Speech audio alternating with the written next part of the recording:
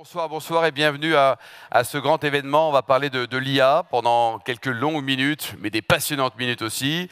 Booster sa productivité, c'est la thématique de cet événement organisé par Enaco. On devrait se régaler. On va avoir des intervenants magnifiques avec notamment John, vous allez voir, qui est l'une des sommités mondiales et qui a écrit le plus petit livre de France et du monde sur l'IA. Mais il est grand par le contenu. Voilà, donc ça c'est John, qui est aux éditions First. Vous allez voir, à la fin de la soirée, il va vous convaincre de le lire. Et après, on aura des passionnants débat avec différentes personnalités, notamment Claude qui est parmi nous, Claude qui dirige notamment la Fédération européenne des écoles. C'est quelqu'un qui a une grande expérience, c'est un vrai entrepreneur qui est passionné par l'IA et qui en plus a beaucoup de bon sens. Et le bon sens, on en manque parfois en France. Alors, avant de commencer donc, la première conférence, la seconde, vous aurez également l'occasion de poser les questions que vous souhaitez, hein, si possible pas trop anxiogènes. On est là aussi pour passer un bon moment et en ressortir en disant c'est génial l'IA. Voilà. On va applaudir très chaleureusement notre hôte, Hélène Lejeune, qui a donc fondé, qui dirige Enaco. On applaudit Hélène très chaleureusement. Bonsoir à tous. Alors Hélène, un petit peu une histoire, l'historique, même si c'est un jeune historique. Un jour tu es prof et pof, tu vas devenir entrepreneur. Oui, c'est un peu ça. Alors certains d'entre vous connaissent l'histoire puisque j'ai la chance d'avoir des collaborateurs qui sont présents ce soir. Enaco est né il y a 18 ans. Effectivement, j'ai démarré ma carrière en étant prof. J'ai travaillé dans différentes écoles et puis un beau jour, j'ai décidé de créer Enaco, première école de commerce à distance en France. Alors aujourd'hui, Enaco, ça représente quoi? C'est quoi l'ambition? Puis après, on parlera un peu de l'actualité parce qu'elle est très riche. Alors, Enaco s'est toujours distingué par trois choses. C'est-à-dire qu'on a toujours cherché à être innovant, c'est-à-dire qu'on développe des technologies innovantes pour l'apprentissage à distance. On est très attaché à la qualité et au service, à l'accompagnement de nos étudiants. Et puis aussi, on est très attaché également à l'humain, à l'accompagnement, à tout ce qu'on peut faire pour faire réussir nos étudiants au quotidien. Étudiants, donc ils sont combien cette année? Ils sont combien depuis 18 ans? Est-ce que Alors, en un des 18 ans, futurs clubs des alumni qui va voir le jour un jour? Pourquoi pas Hélène? Alors, en 18 ans, on a formé quand même 42 000 personnes. Voilà. Ça, c'est quand même un chiffre impressionnant. Et alors aujourd'hui, donc on va dire que les objectifs pédagogiques, aujourd'hui et demain, ils sont nombreux. Il y a des partenariats en cours, il y a aussi la notion d'apprentissage. Enfin, il y a une actualité qui est riche et des perspectives aussi qui sont très positives. Oui, on a beaucoup de perspectives. Évidemment, l'éducation, c'est un secteur qui bouge beaucoup en ce moment. On va beaucoup en parler ce soir avec l'IA. Mais tout au long de ces années, on a toujours cherché à innover. Il faut savoir qu'Enaco a été la première école en France à lancer les cours sur tablette en 2011-2012, sur notre propre outil LMS. On avait développé notre outil LMS. On se préparait déjà à cette révolution, puisque l'iPad était sorti en 2010 à peu près. Et dès 2011-2012, on a lancé tous nos cours sur tablette et smartphone. Et ça permettait justement de faire un gros coup marketing à ce moment-là, c'est-à-dire qu'on a proposé à tous nos étudiants une tablette. Alors maintenant, la tablette, c'est quelque chose de commun, voilà, ça paraît très classique, mais c'était une véritable révolution. Et moi, mon ambition avec Enaco, c'est de poursuivre ces révolutions, d'être toujours innovante pour toujours proposer un meilleur service à nos étudiants pour qu'ils réussissent. Enaco, la résonance est nationale, Hélène? La résonance est nationale et internationale. On a des étudiants en France, mais aussi à l'étranger, qui peuvent être des expatriés, mais aussi des personnes, pour l'instant francophones, mais pourquoi pas par la suite anglo-saxonnes ou autres. Alors aujourd'hui, donc, un échange sur cette thématique passionnante, l'IA, booster votre productivité. Alors l'IA, chez Enaco, c'est un peu dans la génétique, on va dire, de la société. C'est quoi aujourd'hui et demain? C'est quoi les perspectives aussi? Alors, on va beaucoup en parler ce soir.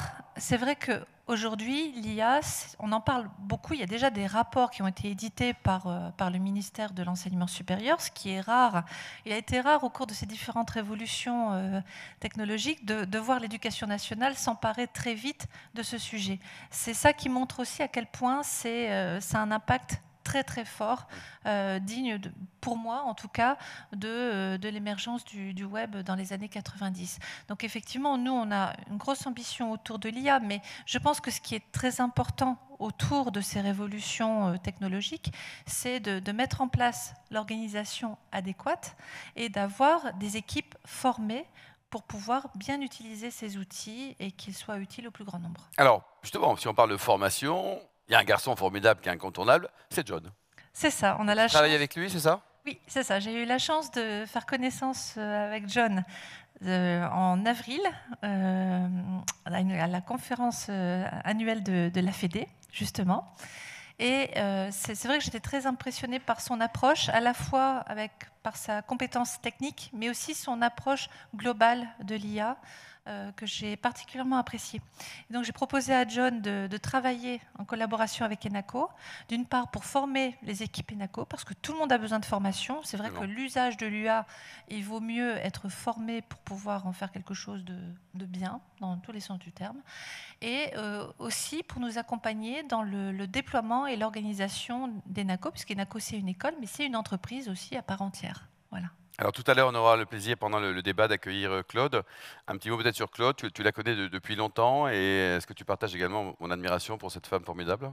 Mais bien sûr. Je connais Claude depuis une dizaine d'années, je pense, facilement. Peut-être un peu plus, mais bon, on va pas trop... Largement avant John. Hein. Voilà, c'est ça. Et Claude est président de la Fédération européenne des écoles. Tu pourras peut-être expliquer un petit peu son parcours. Et effectivement, on travaille depuis fort longtemps ensemble, puisque Enaco est adhérente de la FEDE depuis 2007, donc depuis le démarrage de l'école. Moi, j'ai toujours cru en la Fédération européenne des écoles, parce que ça nous permet d'avoir un cadre, une structure pour proposer des formations qui sont reconnus, référencés. Et Claude fait un travail formidable de reconnaissance de la FEDE, aussi bien en France, parce que travailler avec les institutions françaises, c'est extrêmement important, mais aussi au niveau européen. Et la dimension européenne des diplômes de la FEDE, c'est quelque chose de très important, parce que ça peut partager des valeurs humaines auxquelles j'adhère fortement. Merci beaucoup Hélène, on peut l'applaudir chaleureusement. Hélène, on va te retrouver tout à l'heure pour le débat. Et John, tu me rejoins? D'abord, je voudrais qu'on revoie ensemble la notion d'intelligence. Aptitude d'un être humain à s'adapter à une situation, à choisir des moyens d'action en fonction des circonstances. Et si on regarde les synonymes de l'intelligence, adresse, maîtrise, virtuosité. Bon, évidemment, je n'ai pas la prétention de vous montrer pour la première fois la définition d'intelligence, mais comme le terme est beaucoup utilisé en ce moment, c'est important de le revoir. Ensuite, qu'est-ce que l'intelligence artificielle? Point. Donc terme qui est né en 1956 par John McCarthy et ses confrères ingénieurs lors de la conférence de Dartmouth. Ils nous disent l'IA désigne la possibilité pour une machine de reproduire des comportements liés aux humains tels que le raisonnement, la planification et la créativité. Donc vous voyez, ce n'est pas la définition de John Ayoun, mais c'est la définition du Parlement européen.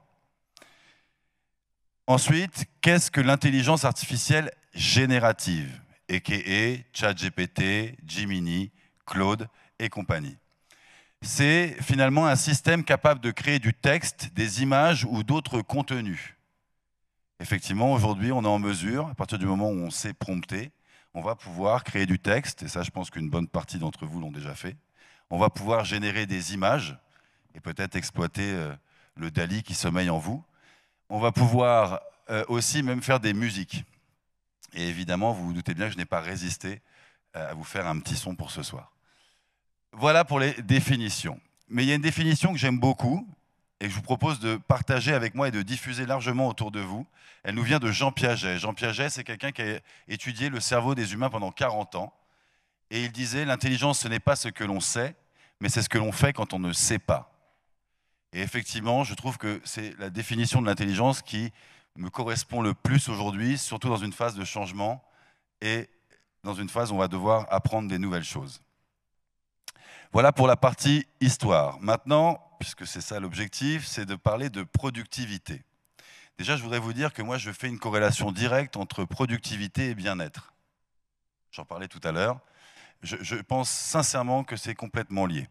Et donc, mon objectif, durant ces 45 minutes, même s'il doit en rester plutôt 38, mon objectif maintenant, c'est d'essayer de vous apporter, de vous démontrer les gains de productivité qu'on va pouvoir obtenir avec ces outils. Et vous verrez, un de mes éléments distinctifs, c'est aussi d'attacher une importance considérable à l'humain et à la place que l'humain doit prendre dans tout ça. Productivité. Ce qui m'intéresse, c'est surtout la deuxième définition. Gestion personnelle, capacité d'une personne à accomplir efficacement des tâches ou à atteindre des objectifs en optimisant ses efforts et son temps. Il existe différentes versions, différentes définitions de la productivité, mais c'est celle-là qui me plaît parce que c'est sur celle-là que je pense pouvoir apporter beaucoup de choses aux participants. J'ai voulu prendre une étude du Boston Consulting Group qui date de juin 2024 et qui nous dit que finalement 58% des personnes interrogées, à peu près 9000 Américains, tous dans la vie active, ont gagné jusqu'à 5 heures par semaine. Moi, j'en suis intimement convaincu, mais quand je fais face à un public, je dois bien m'appuyer quand même sur d'autres sources. Quelque chose de plus récent et qui nous vient du cabinet de conseil Bain & Company, c'est moins connu que BCG, mais c'est tout à fait aussi sérieux. On parle donc dans la relation client de 20 à 35% de réduction du temps pour traiter la relation client. On parle de 30 à 50% de temps économisé sur la création de contenu. Et ça, pour ceux qui ont essayé, je pense que vous êtes tous déjà convaincus. Et pour les développeurs, 15% d'économie sur la lecture de code. C'est pareil, c'est pas moi, c'est l'étude. Et pour finir, voilà, en moyenne, 20 à 50% d'économie de temps sur les tâches les plus répétitives, les tâches les plus chronophages qu'on est tous amenés à faire régulièrement tous les jours. Donc, passons maintenant à des vrais exemples de gains de productivité. Déjà, la rédaction de documents. Donc j'imagine que la plupart d'entre vous, quand vous m'avez parlé, quand vous avez levé la main sur est-ce que vous avez déjà utilisé ChatGPT, c'était la plupart pour générer du texte. Bon, effectivement, c'est un des usages les plus répandus et on doit admettre quand même que ChatGPT notamment est particulièrement fort pour la traduction. Je ne sais pas s'il y en a ici qui sont amenés à faire de la trad, mais c'est vrai que c'est assez bluffant. Même si DeepL était très sympa ces dernières années, on sent quand même que ChatGPT commence à maîtriser de mieux en mieux le langage naturel dans les 15 langues les plus parlées sur Terre. Pareil au niveau donc, de la correction, pour condenser des documents, bon, on parle en moyenne, là ce sont toutes les boîtes que j'ai accompagnées ces 2 dernières années, d'un gain pouvant aller jusqu'à 50% du temps sur la rédaction de texte. Et c'est une manière aussi de vous dire qu'il n'y a pas que ChatGPT. Vous verrez, quand je vous parlerai des astuces, je vous inviterai à comparer les différents modèles. ChatGPT reste le modèle le plus optimal, on va dire, au niveau du benchmark, mais d'autres outils sont complémentaires et très intéressants, dont l'outil Claude. Donc vous voyez le logo Anthropic, et évidemment, parce que je suis un peu chauvin, Mistral AI avec le chat, que je vous invite à tester. La mise à jour de la semaine dernière est assez bluffante, et je commence à m'épanouir et à utiliser de plus en plus Mistral AI, le chat. Ensuite, au niveau de la prise de notes et compte rendu. Prendre des notes pendant des réunions ou des appels, j'imagine que ça arrive à une bonne partie des gens qui sont ici. Bon, ben, imaginez qu'aujourd'hui, on peut prendre des notes de manière assez brouillon et fournir, à partir du moment où on s'est bien prompté, une note de synthèse parfaite des notes qu'on a faites, qu'on va pouvoir après diffuser auprès de ses collaborateurs. Évidemment, vous verrez, je ne vous invite à ne jamais copier-coller. Il faut toujours réinterpréter les résultats, se les réapproprier pour ne pas devenir l'outil de l'outil. Nous sommes d'accord. Et donc là, gain de productivité estimé jusqu'à 70% du temps de la rédaction des comptes rendus. Il y en a ici qui font du compte rendu régulièrement? N'hésitez pas à lever la main, que je me rende compte un petit peu. Bon, bah, avec les méthodes de prompt qu'on va voir ensemble, vous allez gagner effectivement beaucoup de gains de productivité. Et convertir un audio d'une réunion en texte aussi, ça peut être très sympa. Vous mettez votre téléphone, vous enregistrez ce qui se dit, évidemment en respectant RGPD et en demandant l'autorisation des personnes que vous allez enregistrer. Mais après, vous pouvez donc fournir cet audio et il le retranscrit. L'outil ChatGPT le fait, mais d'autres le font aussi, en une note de synthèse parfaitement écrite. Maintenant, sur la partie recherche d'informations. Vous pouvez, c'est vrai, moi qui ai passé des jours entiers, parce que quand même je vous ai dit entrepreneur, mais je suis aussi formateur notamment pour des titres FED sur un master entrepreneuriat et des masters RH. Donc j'ai rapidement compris l'importance que représentait ce type d'outil, notamment sur la recherche académique, même si je vous inviterai toujours à vérifier ce qui est dit. Alors là, je ne sais pas si vous avez identifié cet outil qui s'appelle Perplexity, mais qu'on peut considérer un petit peu comme un Google Killer, même si le mot est un peu fort. Aujourd'hui, la plupart d'entre vous cherchez sur Google encore, j'imagine. Eh ben, je vous invite à la suite de cette soirée à essayer Perplexity. Bon, vous avez compris, on peut aller dans la gestion d'email, la planification, la gestion du temps, La création de présentation, ça c'est vrai que c'est assez dingue. Il y a un outil qui s'appelle gamma.ai, G-A-2-M-A.ai, et qui vous permet en un prompt, ou alors même avec une URL, un texte, de générer une presse. Donc ça c'est pareil. Évidemment, c'est rarement exploitable en l'état, mais ça fait quand même gagner beaucoup de temps. Des tutoriels personnalisés, bon ça rejoint un petit peu ce que je vous disais par rapport à l'adaptive learning. Et on peut aussi aller jusqu'à la création d'exercices interactifs pour l'apprentissage. Le prompt, qu'est-ce que c'est? En intelligence artificielle générative, un prompt fait référence à un court texte ou une instruction donnée à un modèle de langage pour lui indiquer ce qu'il doit produire ou générer en réponse. Le prompt est essentiellement une entrée qui guide le modèle sur la tâche qu'il doit effectuer. Finalement, un peu comme il y a 20 ans en arrière, si vous vous rappelez, on a dû apprendre à écrire sur Google pour obtenir un résultat pertinent. Si j'extrapole, c'est un petit peu la même approche aujourd'hui. Il faut juste être un peu plus précis et on va voir qu'il existe des frameworks intéressants. Et en juillet 2023, j'ai demandé à ChatGPT, donne-moi une définition du prompt. Et finalement, je l'utilise encore. Le prompt engineering est un pont entre la logique humaine et l'intelligence artificielle. Je suis assez d'accord, toujours. Dernière partie de cette conférence, les points de vigilance, parce que là, effectivement, je vous ai mis en valeur les bénéfices d'usage, je vous ai mis en valeur les gains de productivité, mais si je me contentais de ça, alors je me mentirais à moi-même.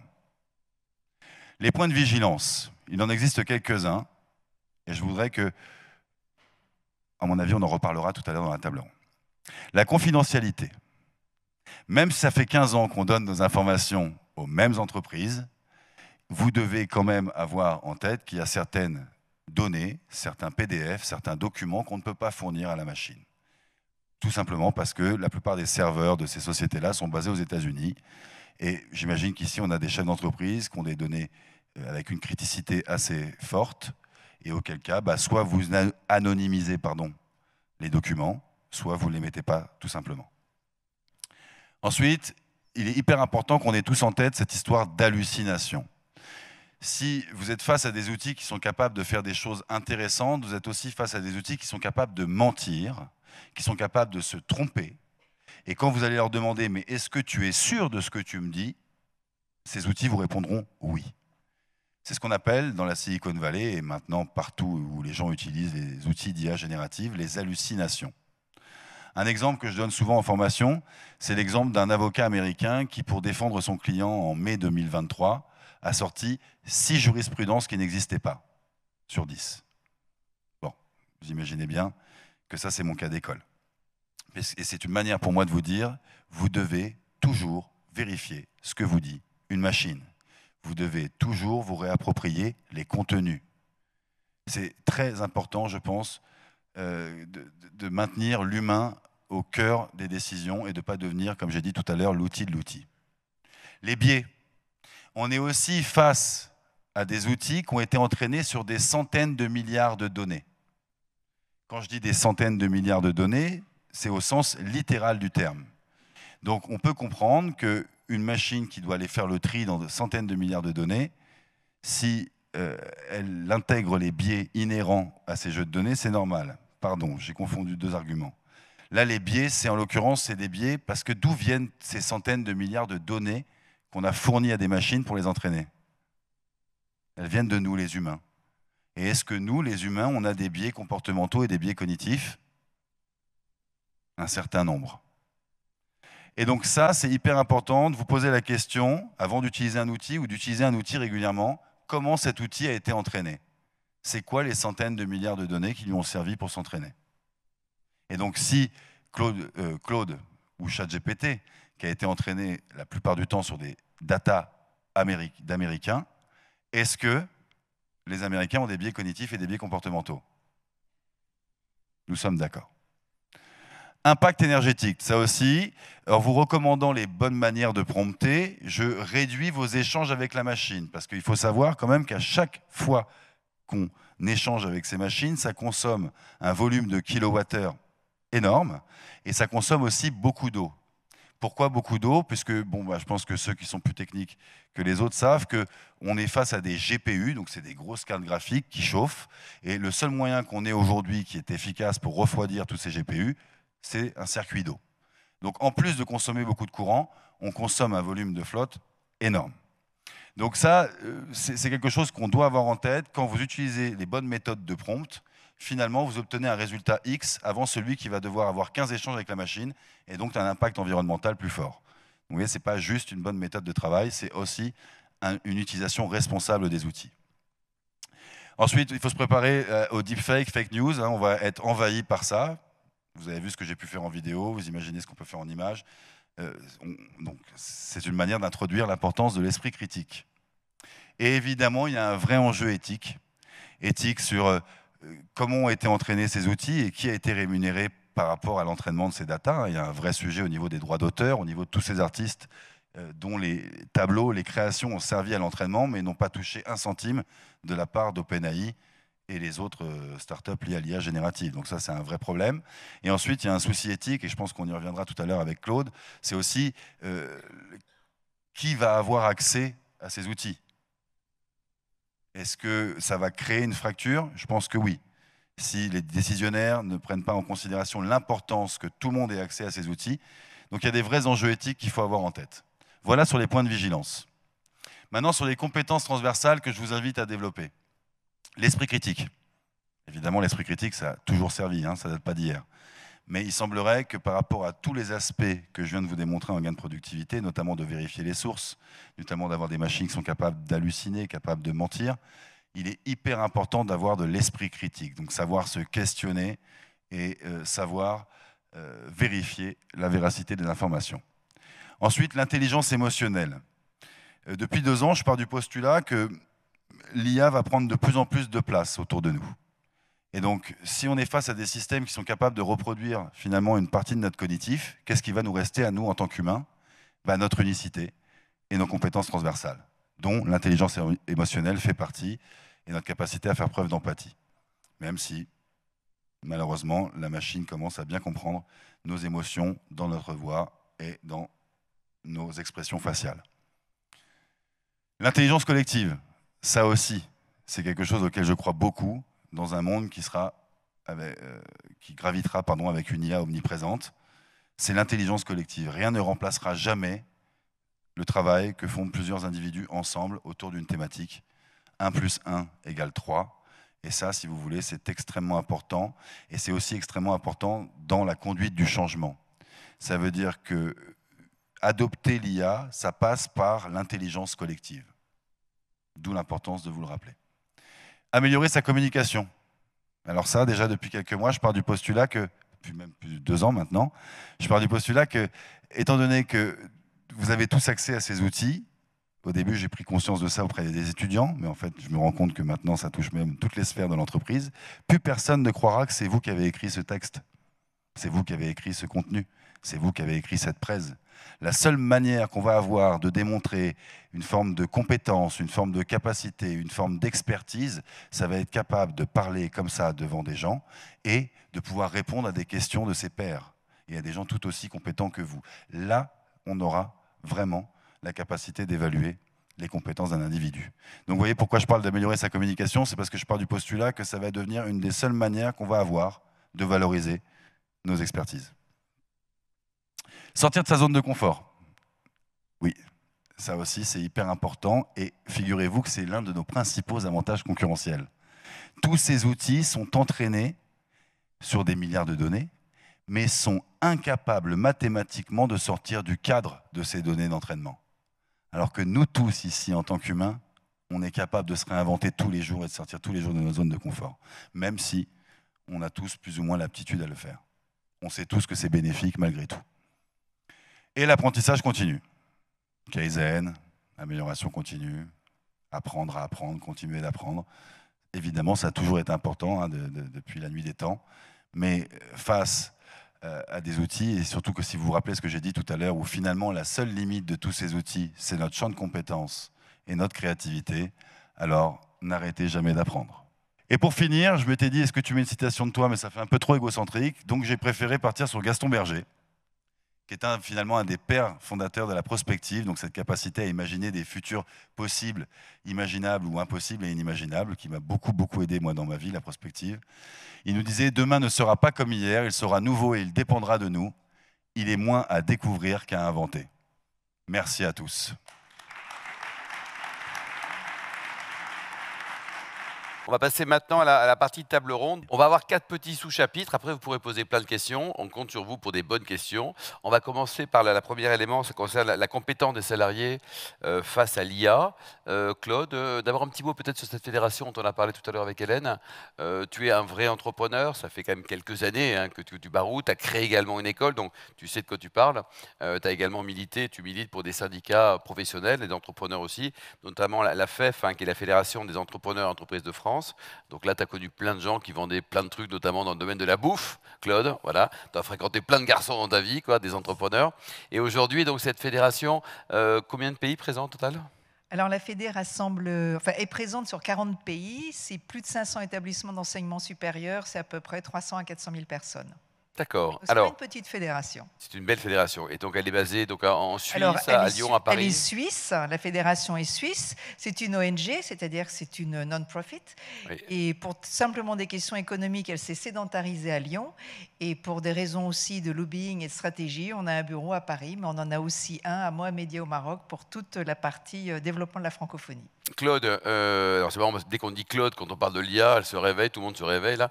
Claude, raconte-nous quelle est ta vision des choses, cette notion de compétence, le rapport entre la compétence, l'humain et l'IA, comment tu vois les choses ? Alors c'est vrai que c'est très perturbant de s'entendre appeler par son prénom, de savoir qu'on est une intelligence artificielle derrière. J'espère que je garde quand même mon intelligence à moi. Bonjour Claude. Merci. Tu t'adresses à moi ou tu t'adresses à l'IA ? À moi. Voilà. Donc c'est vrai que de donner un prénom à une IA, ça peut être perturbant. Je ne sais pas s'il y en a qui s'appellent Claude. Je sais que ton père s'appelle Claude. Et donc quand tu vas lui dire bonjour papa, voilà, tu vas plus l'appeler papa que Claude. Enfin, tu l'appelles certainement pas Claude. Enfin oui, les compétences sont une vraie question et à la Fédé, on travaille sur 3 compétences. Il y a les 2 premières que tout le monde connaît, qui sont les hard skills, les compétences professionnelles, techniques, savoir lire et écrire, tout simplement. Et puis les compétences sociales, les soft skills. Pardon. Donc là, on a une compétence sociale, répondre à son téléphone pour être bien élevé. Voilà. Et puis discuter, dire bonjour, voilà, entraîner. Et on voit que John a une compétence sociale assez extraordinaire parce qu'il a mis en mouvement la conférence. Et puis il y a la 3e qui est le respect que l'on a, cette question de dignité. On n'écrase pas son ego par terre, on respecte la société, on a une relation à la planète que tu as développée. C'est la compétence citoyenne. Et cette compétence citoyenne, elle fait référence à l'éthique et on l'oublie souvent. On a tendance à dire il y a 2 compétences. Mais moi j'aime bien dire mais on a tous des compétences citoyennes et finalement c'est ce qui nous rassemble ici. Parce que si on n'a que des compétences sociales et des compétences professionnelles, on peut rester comme un ermite. Mais ce qui fait qu'on a envie d'être ensemble, ce sont ces compétences citoyennes. Donc l'IA, on peut arriver à se poser des questions sur quelle va être la place des compétences citoyennes, comment dynamiser nos sociétés, comment faire évoluer nos démocraties, comment tout simplement vivre ensemble en harmonie et respecter notre planète. Hélène ? Alors sur la compétence, je partage tout à fait le point de vue de Claude. Comme je le disais tout à l'heure, on se connaît depuis fort longtemps et j'adhère particulièrement aux valeurs de la Fédé. Et j'ai la chance de faire partie du comité de direction de la Fédé depuis le mois d'avril. C'est vrai qu'en termes de compétences, on rejoint de toute façon les problématiques habituelles des entreprises qui est qu'il faut se former de façon continue, de toute manière. Il faut se former tout au long de la vie. C'était déjà une vérité jusqu'à présent, mais avec l'IA, ça va l'être d'autant plus. Et je rejoins le point de vue de Claude qui est de dire que finalement, les compétences, les soft skills, et puis tout le savoir-être va avoir d'autant plus d'importance aujourd'hui avec le déploiement de l'IA. John, tu as déjà partiellement répondu, mais comment tu peux réagir aux problématiques aux compétences et Je humaines ? pense que effectivement, j'ai en partie répondu pendant la conférence, mais ça rejoint ce que dit Hélène et Claude, c'est l'importance de se poser les bonnes questions. C'est-à-dire ce dans quoi je suis bon, en quoi je suis bon, en quoi je suis meilleur que les autres, quelles sont mes capacités, quels sont mes dons. Et il y a de fortes chances que ce soit là-dessus que l'IA puisse vous apporter. Et ensuite, il y a quelles sont les compétences humaines que la machine ne pourra jamais reproduire. Et je pense que si vous répondez à cette question, vous savez dans quelle direction il faut aller. Et indépendamment des collaborateurs, je crois que le leadership a un vrai rôle à jouer aussi, parce qu'il va y avoir des vraies questions qui vont se poser. dans les semaines, les mois, les années à venir, et à savoir est-ce que la productivité, parce que là j'ai voulu défendre le côté productivité, bien-être, mais on n'a pas tous la même définition de la productivité, surtout dans les industries. Et donc il y a un moment où le choix va se poser, un choix éthique, de savoir est-ce que je garde mes collaborateurs humains pour leurs compétences, malgré que j'ai une machine qui peut faire la même chose. Donc j'en reviens à mes recommandations de tout à l'heure, développer l'humanité qu'il y a en nous, l'unicité que chacun de nous possède. Hélène ? Alors, je pense qu'on va toucher là un point qui est souvent débattu au sujet de l'IA, qui est de dire que l'IA va pouvoir remplacer des êtres humains et donc va détruire potentiellement des emplois ou des tâches. Il est certain que ça va changer considérablement notre façon de travailler. Il est certain aussi que ça va certainement modifier des métiers, des fiches de poste, des tâches au quotidien. Et effectivement, c'est le rôle du manager, du leader d'une entreprise, de le faire à bon escient, en bonne intelligence avec ses collaborateurs, pour le bien-être de tous. Je pense que d'une part, ça peut booster notre productivité si c'est bien utilisé, mais aussi ça peut être un vrai facteur du mieux travailler en entreprise. Finalement, on sait tous qu'il y a toujours des tâches répétitives dans toute entreprise. Il y a toujours une façon de mieux faire les choses, d'optimiser son temps, etc. Et je pense que l'IA peut vraiment aider à ça, mais ça va exiger autre chose. Ça va exiger d'être bien formé aussi sur son métier. C'est-à-dire, je suis persuadée qu'il faudra continuer d'améliorer ses compétences et d'être expert dans son domaine pour pouvoir bien maîtriser le travail avec l'IA. Moi, je ne pense pas que l'IA elle va certainement remplacer certaines parties ou changer profondément des métiers, mais c'est à nous de nous l'approprier et d'en faire quelque chose qui nous permettra d'aller plus loin dans nos tâches quotidiennes et dans notre projet d'entreprise. Claude, ta vision des choses, parce que ça paraît naturel chez les jeunes, on va dire, mais les vieux, ceux qui ont plus de 30 ans par exemple, est-ce qu'ils ne vont pas être laissés pour compte? Est-ce qu'à 40, 50, 60 ans, d'abord, on a envie de se remettre en question ou pas? Et on a envie de suivre? 40-50 ans, c'est déjà vieux pour l'IA. Très vieux. Oui. Et c'est vrai que c'est une vraie question.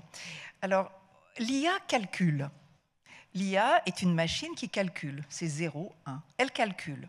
L'être humain pense. Et donc, c'est sur cette partie-là qu'il faut, je pense, insister. C'est de se dire que l'être humain pense, il ne calcule pas. L'IA avance parce que l'être humain lui dit « tu as fait une erreur, tu t'es trompé ». C'est-à-dire l'IA va avancer parce qu'on l'éduque. Parce qu'on l'éduque à s'améliorer des erreurs que nous avons identifiées. En revanche, l'être humain doute. L'être humain n'affirme pas, il n'est pas péremptoire. Enfin, parfois, certains sont un peu péremptoires. Il y a quelques noms peut-être? Oui, il y en a, surtout chez nos hommes politiques, absolument, il y a certains qui sont péremptoires. Il y en a un paquet en ce moment à l'Assemblée. Mais l'être humain va penser, va être capable d'avancer par ses doutes, c'est-à-dire qu'il se remet lui-même en cause. Et donc c'est cette force qui fait que si l'on comprend l'apport de l'IA dans cette capacité à générer du calcul, je pense à tous les métiers scientifiques, dans cette capacité à faire des recherches, je pense à tous les métiers littéraires ou juridiques, dans cette capacité à aller vous donner à l'IA toute votre boîte mail et vous dites, voilà, propose-moi des éléments de réponse sur votre boîte mail, eh bien il va vous trier un petit peu vos spams, vos machins, vos trucs. Mais c'est vous qui, derrière, pensez. Et c'est vous qui êtes capable de rendre intelligible. En gros, l'IA, elle fait la différence entre l'intelligible et le sensible avec l'être humain. L'IA, elle est dans l'inertie.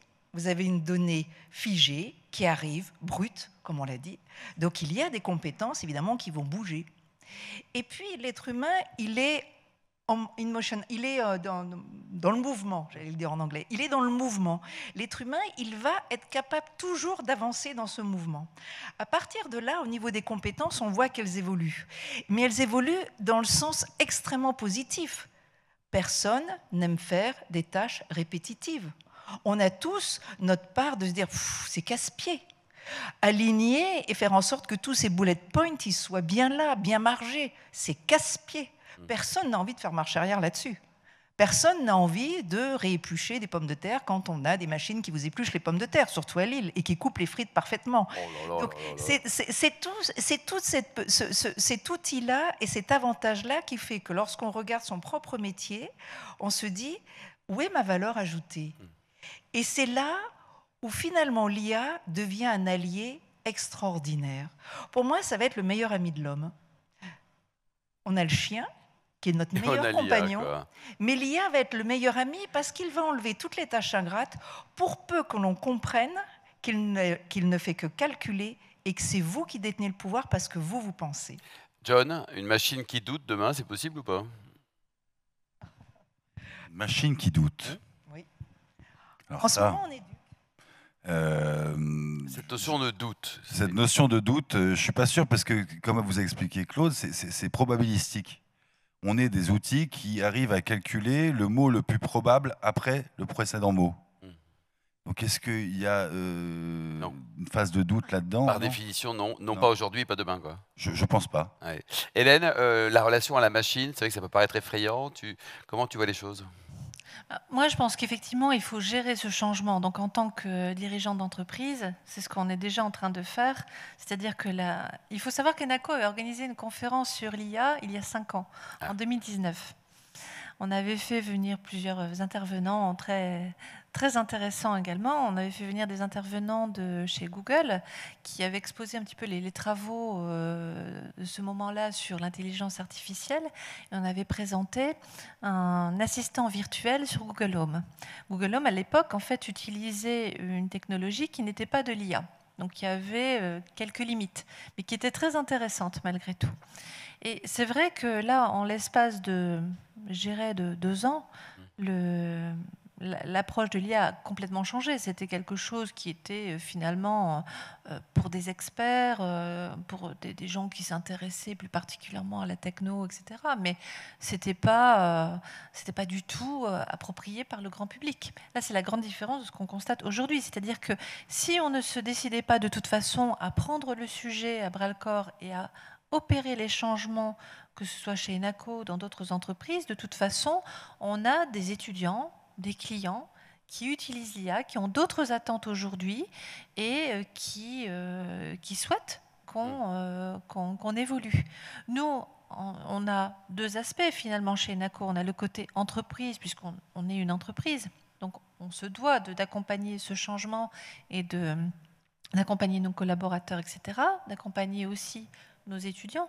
Et on a un rôle éducatif extrêmement important, c'est-à-dire comment est-ce qu'on intègre ces nouvelles données dans nos enseignements à 2 niveaux, au niveau technologique et au niveau des contenus, c'est-à-dire qu'est-ce qu'on va enseigner à nos étudiants qui demain vont être en entreprise et qui vont potentiellement utiliser ces outils. Donc on doit aussi les accompagner pour qu'ils les utilisent à bon escient, tout en gardant les valeurs qu'on a évoquées tout à l'heure.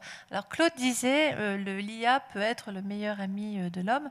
Alors il y a quand même beaucoup d'éléments qui font peur aussi, et qui font l'objet de beaucoup d'articles dans le monde. C'est vrai que l'IA a un côté, je partage ton point de vue, Alain, qui peut être un peu effrayant. C'est-à-dire qu'on se dit, mais la machine dépasse l'homme. Enfin, donc il y a un côté anxiogène parfois, oui, c'est vrai. Ouais. Claude, en termes de productivité, l'IA, facteur clé de succès pour les écoles, pour l'entreprise aussi, on va être positif. Là, ça amène quand même beaucoup de choses. Oui, c'est un facteur clé de succès. Par exemple, à la FEDE, et je pense que dans toutes les écoles, il va y avoir un nouveau métier qui est le référent IA. Oui. C'est un nouveau métier, être référent IA. Ça doit être qui dans une entreprise, par exemple? Des personnes un peu comme John, c'est-à-dire qui sont en veille et qui connaissent les différents outils et qui sont capables aussi d'accompagner les collaborateurs. Nous, à la FEDE, on a évidemment des collaborateurs qui ont un peu plus de 50 ans, j'en fais partie, non. largement. Eh bien, je suis contente d'être accompagnée pour cela. En revanche, tous les jeunes qui ont entre 18, même avant, et jusqu'à 27, 28, 29 ans, il faut les accompagner, mais pas de la même façon. Il faut les accompagner dans éviter de tomber dans ce que j'appelle muter d'une intelligence humaine, passer par une intelligence artificielle pour arriver à une intelligence superficielle. Et donc ça, c'est le gros danger, d'arriver à cette intelligence superficielle. Et donc les jeunes ont tendance parfois à se reposer trop sur la machine et à développer une forme, pardonnez-moi, de fainéantise. Parce que ça nous enlève de l'effort. Les jeunes et les moins jeunes, parce que franchement, lire une carte géographique pour aller à Lille quand on vient de Paris, il se le fait très bien, quoi. Mais donc on ne réfléchit pas non plus. Mais du coup, on ne sait même plus aller acheter sa baguette de pain parce qu'on ne sait plus si on doit tourner à gauche ou à gauche dans la route, dans notre propre ville. Donc il y a ça. Et sur les tâches, je pense que dans ces nouvelles compétences, de nouveaux métiers, il y a pour les écoles des accompagnements de professeurs à faire. Parce que le professeur, si vous voulez, il n'est plus le détenteur du savoir. Absolument.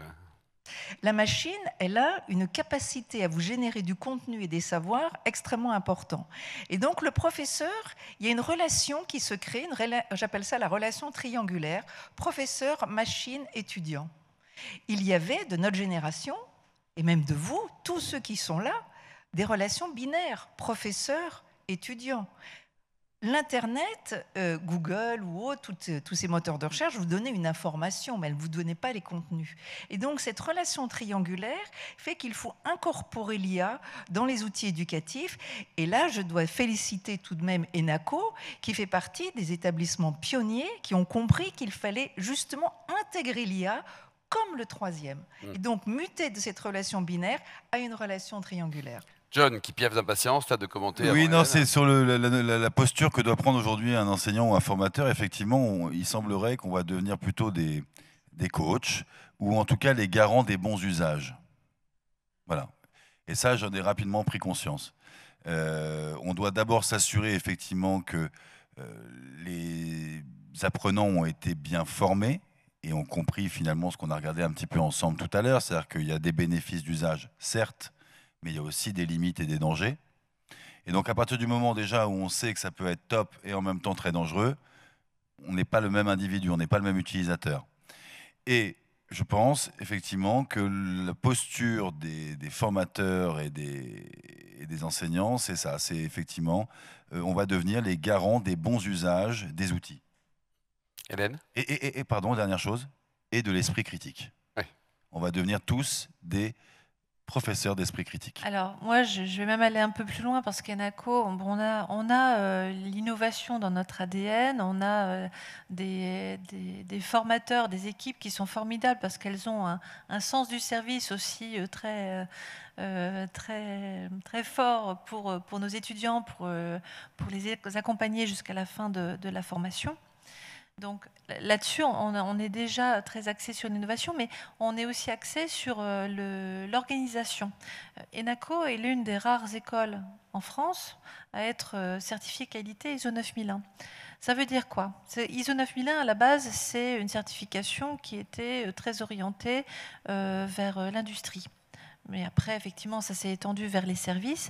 Et il y a peu d'écoles qui sont certifiées. C'est vrai que ISO 9001, c'est une certification très exigeante. Hein. Il y a Calliope, il y en a plein d'autres hein, pour les écoles, donc forcément qu'on déploie également. Mais je dis ça parce que, encore une fois, c'est ce type d'outil qui va nous permettre aussi d'être plus efficaces dans l'intégration de l'IA.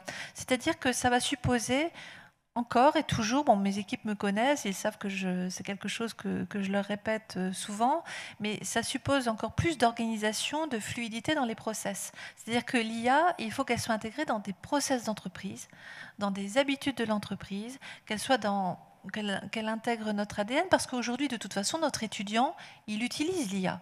Moi, j'ai discuté avec des professeurs de l'Université de Lille qui me disaient qu'aujourd'hui, 70% des mémoires, certainement plus aujourd'hui parce qu'on s'entendait parler au mois de juillet cette année, sont écrits avec l'IA. Donc ça veut dire qu'on doit changer notre approche et qu'on doit changer aussi la pédagogie, c'est-à-dire les modes d'évaluation, l'accompagnement qu'on fait. C'est-à-dire que si demain, par exemple, on donne un sujet d'examen à un étudiant, que ce sujet est rédigé avec de l'IA et qu'après-demain, l'école corrige avec de l'IA, on tombe dans une absurdité complète. Donc, je rejoins aussi ce que disait John au cours de sa conférence. C'est vrai que l'oralité va prendre de l'importance, l'échange. Et ça, moi, je suis très contente qu'avec ENACO, on a toujours gardé une équipe pédagogique importante. C'est-à-dire qu'aujourd'hui, effectivement, l'enseignant, le coach, il est aux côtés de l'étudiant. Il existe vraiment. Il existe vraiment. Il y a des écoles en ligne où effectivement vous avez les cours, où vous avez un chatbot. Voilà, vous faites tous vos cours en ligne, mais vous n'avez pas d'accompagnement très sophistiqué. Et je pense que ça va, c'est ce qui va encore porter Enaco pendant quelques années. Avant de parler un peu de prospective, et puis avant vos questions également spontanées, dans l'actualité de ton école, il y a également un partenariat important avec Coursera, et on va accueillir une nouvelle invitée, qui est la patronne pour l'Europe du site de Coursera, Christine, qu'on applaudit, qui nous rejoint. Christine. Tout à fait. Voilà. Bienvenue Christine, là, tu veux t'installer là. Donc c'est quoi l'actualité, Hélène? Alors, grosse actualité pour Enaco cette année, puisqu'effectivement, tout au long de cette année, donc, nous nous sommes déployés et nous sommes organisés en intégrant de l'IA. On a intégré pour la première fois l'IA sur notre site web il y a à peu près 1 an, avec une IA qu'on a dénommée Margot. Margot, en fait, accompagne le prospect pour l'accompagner et l'orienter dans son choix de formation. Et puis ensuite, on a déployé l'IA sur notre plateforme LMS, puisque j'ai une équipe qui a déployé cette plateforme. Et donc, on a un tas d'outils IA qui sont déjà opérationnels chez nous. Et là, effectivement, j'ai le plaisir de vous annoncer aujourd'hui que nous signons un partenariat avec Coursera pour déployer de nouveaux contenus avec Coursera sur la plateforme Enaco à partir de janvier 2025. Alors Christine, d'abord merci d'être parmi nous. Coursera, en quelques mots, on parle de l'un des leaders mondiaux, c'est ça? Oui, bonjour. Alors désolé pour le retard, hein. C'était un petit peu bouché à Paris. Oh, c'est normal, ça. Un tout petit peu. Oui, alors Coursera, on est une plateforme de formation en ligne, une petite entreprise américaine avec des fondateurs de Stanford. Et nous, on croit dans la mission, on veut apporter le meilleur de l'éducation partout autour du monde. C'est pour ça aussi qu'on fait des partenariats avec Enaco ou d'autres acteurs aussi sur le sujet de comment on peut apporter un maximum d'une éducation, un maximum des superbes écoles et les mettre en place pour du coup, tout le monde, pour tous ceux qui veulent en bénéficier. Donc oui, on est plutôt un peu dans le monde et on a tous les cours qu'il faut. Il y en a combien? Il y en a 5600, 7000? Il y en a combien? Non, un peu plus quand même, à peu près 12 000. 12 000 au total, quoi? Oui, il y a plus de 12 000 cours, dont 4 000 sont traduits dans 23 langues. 23 langues. Et qui traduit? C'est une machine ou c'est un humain? Alors au début c'était un humain et puis finalement la machine a fait très bien son travail pour un prix beaucoup moins élevé, mais pour une qualité pas 35 qui était heures, très bien. Pas de télétravail, pas de problème quoi. Exactement, 35 centimes, sommeil, donc oui. tout allait bien. Ouais. Non mais blague à part, nous on pense que là on peut utiliser, on a une entreprise technologique, on a une plateforme, donc là on peut utiliser la technologie existante, c'est super, parce que l'humain, lui, sa valeur c'est d'apprendre, c'est ce qui fait qu'on a des cours sur l'IA, parce qu'on a une belle phrase qu'on aime bien dire chez Coursera, c'est de se dire qu'en fait votre travail demain, il ne va pas être repris par l'IA, il va être repris par une personne qui sait utiliser l'IA. Donc c'est ce que vous faites, c'est ce que nous on fait aussi, c'est ce qu'on prône tous ensemble, c'est de se dire l'idéal c'est que vous appreniez à l'utiliser, cette IA. Et votre chatbot qui s'appelle Margot, Christine peut-être, non? On est très Claude ce soir, on est très Claude. Ouais. Voilà. Hélène, un petit commentaire avant les questions là, Alors moi j'ai un petit commentaire et j'ai une anecdote concernant Coursera parce qu'en fait Enaco a eu un partenariat avec Stanford University il y a quelques années et en 2011-2012 j'étais à Stanford quand Coursera s'est vraiment lancé et s'est déployé aux États-Unis et à l'époque ça avait été un petit scandale quand même, puisque l'un des premiers professeurs à dispenser un cours sur la plateforme Coursera était un professeur de Stanford. Oui. Et c'est vrai qu'au niveau du board de Stanford, dans les premiers moments, ils se sont dit mais c'est pas possible, on peut pas partager des cours de Stanford sur des plateformes gratuites. Donc c'était un gros scandale sur le campus et qui avait fait un petit peu de bruit dans la presse. Même, hein, ouais. C'était un peu un sacrilège à ce moment-là. Et en fait, et finalement, ça a été extraordinaire parce que c'était l'opportunité de déployer des contenus des meilleures universités. Et les universités se sont rendues compte que c'était un moyen pour elles de se faire connaître aussi et de partager des contenus à des personnes qui de toute façon, ne seraient pas forcément venus étudier sur leur campus. Alors tu me diras, Christine, si tu partages cette anecdote. C'était ça. Et effectivement, moi, j'avais signé à l'époque un partenariat avec Stanford, avec Andy Di Paolo, peut-être que vous l'avez connu. Il n'était pas content. Si, lui, il était très content, lui, il était très pour. Andy Di Paolo, c'était l'un des premiers à avoir lancé un master en ligne en 1994. Donc lui, Coursera, pas de souci. Mais effectivement, dans les boards plus administratifs, c'était plus compliqué. Alors c'est pile ça, c'était il y a 12 ans. On a été lancé il y a 12 ans. Andrew Ng, qui est d'ailleurs aujourd'hui la personne qui est très connue pour l'IA.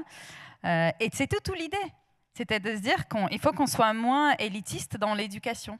Il faut qu'on soit plus proche des personnes dans l'éducation. C'est ça. Et c'est pour ça que moi j'apprécie particulièrement Coursera, parce que quand on a lancé ENACO en 2006, l'idée, c'était quoi? C'était rendre une école de commerce accessible à tous, au plus grand nombre.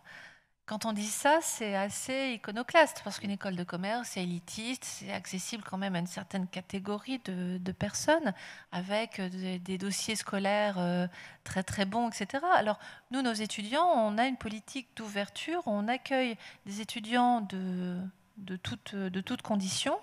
Bien sûr, il faut qu'ils aient le niveau requis pour intégrer un BTS, un bachelor ou un master, mais c'est vrai que la sélection se fait plutôt autour d'un projet et d'une envie, et c'est ça qui fait une différence. Allez, dernier tour de table avant vos questions. Claude, dans 10 ans, l'IA, c'est quoi?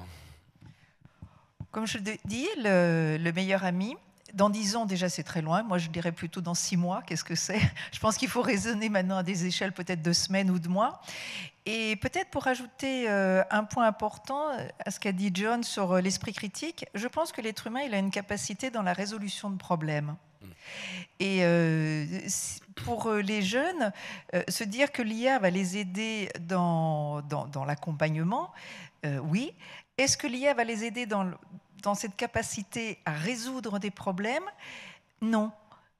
L'IA va forcer les jeunes à toujours être en capacité de résoudre des problèmes, d'être dans cette capacité à problématiser. D'accord, donc ils ne sont pas assistés. Ils vont aider, mais pas assistés. Et pour revenir sur ce qu'a dit Hélène, que j'ai trouvé particulièrement intéressante, c'est vrai qu'on peut craindre des mémoires faits par l'IA, corrigés par l'IA. Et là, évidemment, s'il n'y a plus l'intervention humaine, ça passe. Et j'étais avec, non pas Stanford, mais avec Berkeley. Et à Berkeley, maintenant, ils ne corrigent même plus les mémoires, ils corrigent les prompts. Donc finalement, si l'étudiant a été en capacité de bien rédiger son prompt et donc de bien problématiser, à ce moment-là, il n'y a plus d'intérêt à lire les résultats. Le prompt, de toute façon, n'aura fait que générer du bon résultat. Allez, John, dans 10 ans, on en est où dans 6 mois avec Claude au choix? 10 ans, 6 mois, c'est pas pareil quand même. Tu choisis okay. Claude ou Alain? Bon, alors, dans 10 ans, je reste dans 10 ans. Je pense qu'on aura donc des IA qui seront omniprésentes, qui auront différentes formes. Ce ne sera pas juste dans votre téléphone ou dans votre ordinateur, mais il y aura aussi des robots humanoïdes. Donc ça va être une nouvelle vague qu'il va falloir aussi accepter. Hein. Et puis j'en suis plus à prendre des risques quand je vous dis ça. Il y a des milliards qui sont levés dans des sociétés comme Figure et compagnie qui intègrent les modèles comme ChatGPT, etc. Donc on va, à mon avis, les voir d'abord dans les aéroports et les gares, et puis après on en aura chez nous. Puisqu'il semblerait que si on prend l'exemple des robots humanoïdes Tesla, ils prévoient de les sortir à 30 ou 40 000 $. Donc, on fait bien des crédits pour des voitures. Oui, pourquoi pas. On fera des crédits pour des robots humanoïdes. Christine, dans 10 ans, qu'est-ce qui se passe? Je pense qu'on ne se posera plus la question. En fait, c'est la transformation digitale. Il y a 10 ans, on se posait la question. Aujourd'hui, ça n'existe plus comme sujet. Google, il existait il y a 20 ans. Aujourd'hui, Search, c'est même limite obsolète. On ne pose plus de questions, on pose plutôt la question à ChatGPT. Donc pour moi, dans 10 ans, on aura déjà eu au moins 3 autres sujets qui vont venir et l'IA sera ancrée dans notre vie, n'existera pas tant que ça comme un sujet pour moi. Enfin, je l'espère en tout cas pour nous, pour la France. Hélène, dans 10 ans, qu'est-ce qui se passe? ENACO a racheté Berkeley, Stanford, HEC, l'ESSEC, le SCP, était la reine du monde, c'est ça? Tu en as oublié quelques-uns en route, certainement. Oui, on va commencer par le début, quoi. Oui. Non, je pense que d'ici 10 ans, je partage l'avis de Christine, l'IA sera complètement intégrée dans nos vies, et ce ne sera plus un sujet, ce sera comme Google aujourd'hui, et je partage aussi ton avis, je pense que même Google tend à être dépassé dans son mode de fonctionnement en tant que moteur de recherche en tout cas. Et effectivement, par contre, dans 10 ans, effectivement, ce qui aura profondément changé, peut-être pour la première fois, peut-être de façon beaucoup plus profonde qu'avec l'apparition du web et de Google, c'est vraiment la façon dont on enseigne, dont on accompagne en fait les jeunes tout au long de leur formation. Parce que là, on voit pour la première fois, c'est la première fois quand Enaco a 18 ans, c'est quand même la première fois en 18 ans qu'on voit un tel changement aussi rapide qui oblige toutes les écoles à changer profondément leur façon d'enseigner, leur façon d'évaluer et l'accompagnement de l'étudiant. C'est quand même extraordinaire. Parce que quand j'entends, moi, des professeurs d'université dire on va changer nos modes d'évaluation, alors que ce sont des modes d'évaluation qui sont utilisés depuis très longtemps, voilà, c'est là qu'on mesure aussi l'impact que ça peut avoir, mais en positif. Je pense que ça peut être quelque chose d'extraordinaire pour l'humanité. Allez, les questions de l'humanité, c'est maintenant. Donc, n'hésitez pas, ne soyez pas timide. On n'a pas tous les jours la chance d'avoir 4 super experts qui sont performants, brillants et souvent sympas. Et humains. Et humains. Allez, n'ayez pas peur. Là, qu'est-ce qu'il a, Frédéric? Voilà, une question. Le micro, eh bien, écoute, il n'y a pas de micro. Tiens, voilà. Voilà. Après, ce sera ton fils pour une question spontanée, Hélène. Tiens, ça va te punir. Je vais en profiter d'avoir le micro. En fait, il y a beaucoup d'acteurs dans le monde de l'IA. Donc, il y a ChatGPT, fameux Claude, Gemini, Copilot, etc. Quels seraient les meilleurs outils à déployer pour une entreprise qui veut se lancer dans la mise en place de l'IA? Ouais, bonne question. Après, c'est Benoît qui posait une question. Tiens, Benoît.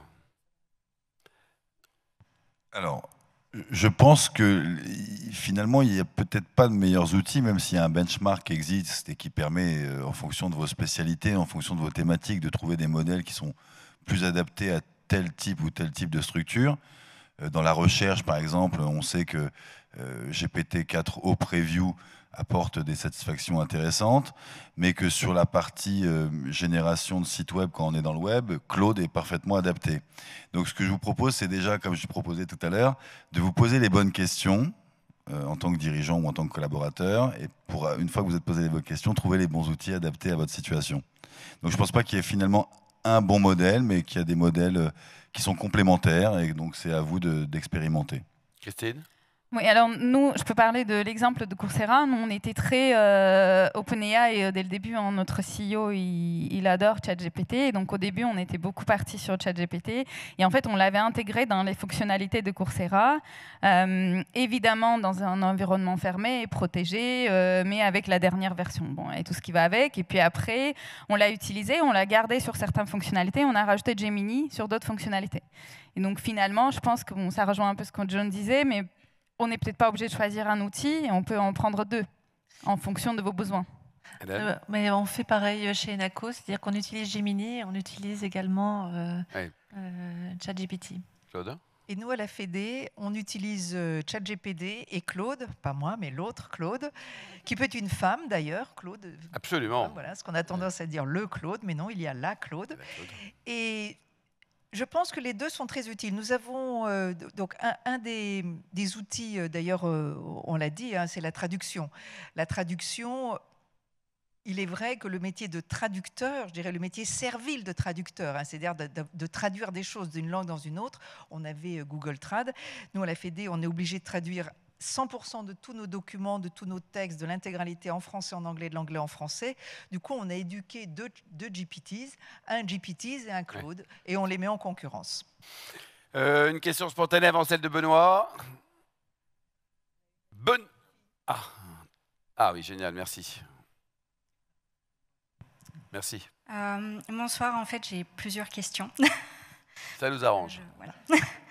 Je vais commencer par la facile. Quel serait le volume de l'impact énergétique de l'IA?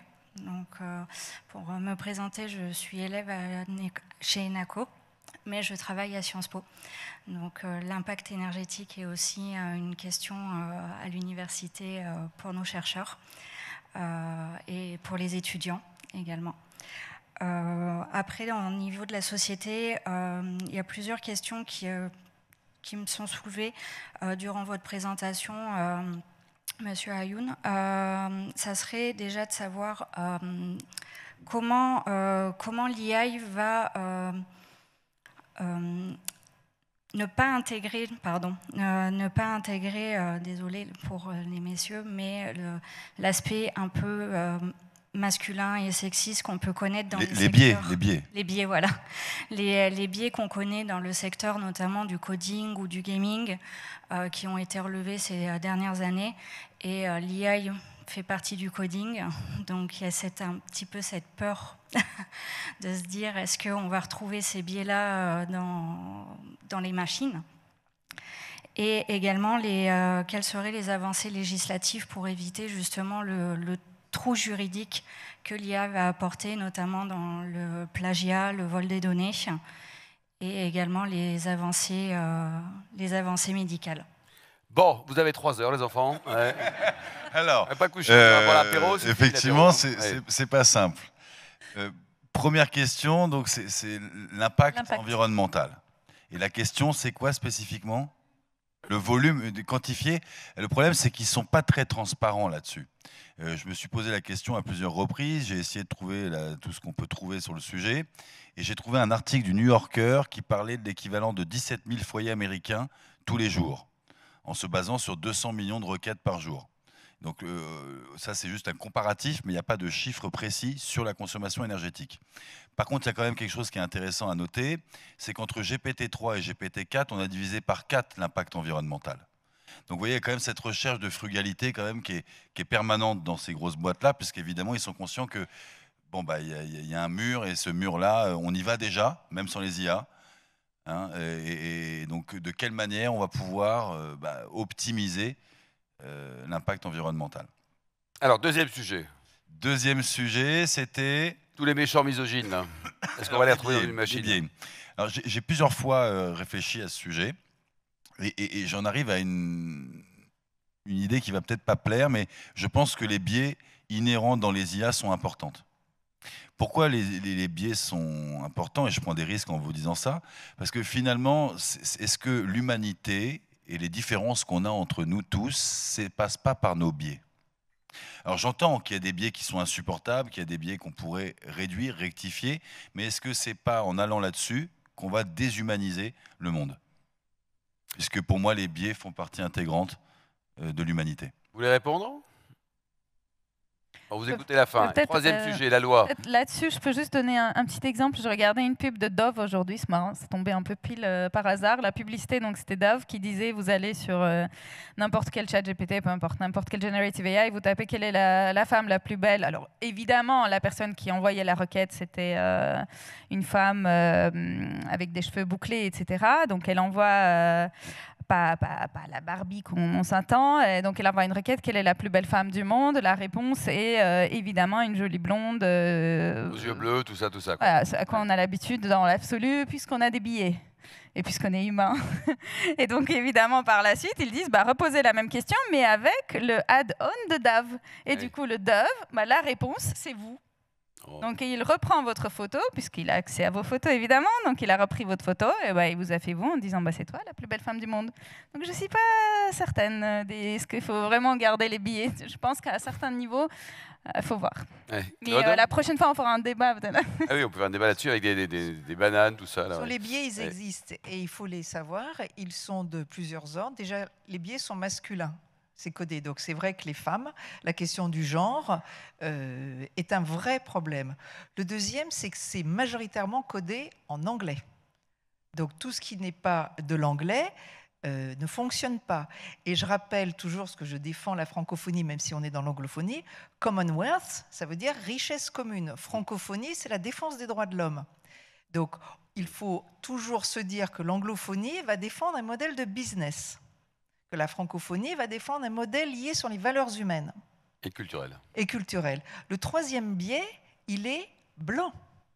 C'est codé par des hommes anglophones blancs. Donc, à partir de là, il faut que dans toutes les réponses que vous avez, qui vous sont fournies par les IA, ils le savent, ils essayent de lutter contre ces biais, mais ils sont là. Alors, j'en profite pour dire que cette année, enfin à partir du 1er janvier 2025, il va y avoir l'année de la citoyenneté numérique qui est lancée. C'est l'année officielle de la citoyenneté numérique pour justement répondre à toutes ces questions de fracture de l'âge, de lutte contre les biais, de travail sur les questions de responsabilité et bien sûr de l'IA Act, qui est quand même la grande avancée que nous avons et qui est la dernière question, et j'en repasse. Hélène? Ah, mais moi, je pense que le fait de combattre les biais, ça doit se faire dans le cadre de l'IA et puis même par ailleurs, hein, dans la vie professionnelle, partout. Et le meilleur moyen de les combattre, c'est l'éducation. C'est de former, d'accompagner, de s'approprier ces outils, parce qu'en promptant, on va introduire de la donnée aussi dans la machine, et puis à nous de l'alimenter pour la faire évoluer. Mais effectivement, on va retrouver les biais de nos sociétés. Alors nous, on a fait un Global Skills Report, on fait tous les ans un Global Skills Report, où on va parler des compétences qu'on voit parmi les apprenants de la plateforme, donc plus de 150 millions d'apprenants sur la plateforme dans le monde, et donc là-dessus, on va se baser dessus. Et donc, on va regarder, est-ce que cette année, l'IA, elle était plus avancée ou pas? Évidemment, si on prend la France, on a plus de 975% de demandes sur l'éducation sur l'IA comparé à l'année d'avant. Après, en soi, on ne peut pas dire que c'est parce qu'il n'y avait rien l'année d'avant. Il y avait déjà quand même l'IA l'année d'avant. C'était juste pas vraiment un sujet. Sauf qu'en France, du coup, maintenant, c'est devenu un sujet. Et on le voit avec les entreprises avec qui on travaille. C'est vraiment important pour eux de prendre tout ce qui est l'IA for everyone. On a des académies sur au moins l'acculturation. Nous, on a même fait un cours par notre DG où il explique comment lui, il utilise, quels sont les prompts qu'il met. Donc cette acculturation dans les entreprises, on fait beaucoup d'éducation dans l'entreprise. Donc ils prennent les cours, ils envoient à tout le monde, pas uniquement à l'équipe tech, parce que l'IA est devenue le sujet de tout le monde en fait. C'est pas juste un sujet de l'équipe tech. Là où peut-être coder, on l'aurait envoyé uniquement aux développeurs. L'IA et l'utilisation de generative AI dans le marketing, dans les finances, etc., ça nous touche tous en fait. Et on voit un intérêt grandissant. Et tant mieux. Tu voulais parler, Claude. Hein. Je voulais rajouter quelque chose, c'est Christine qui m'y fait penser, c'est que les Français, nous sommes bons en sciences. Hein, la Silicon Valley, c'est la French Valley. Et je dirais que les dessins animés et toute la production cinématographique à base, entre autres, d'IA, les Français sont quand même très très bons et même excellents. Et bien que John m'ait dit que Claude n'avait pas été, enfin Claude, pas moi, l'IA, n'avait pas été inventé par des Français, je ne peux m'empêcher quand même de penser que Claude est un prénom extrêmement français. Absolument, puis le Minitel était français aussi. Et le nom de famille qui a été donné à cette IA, c'est Sonnet.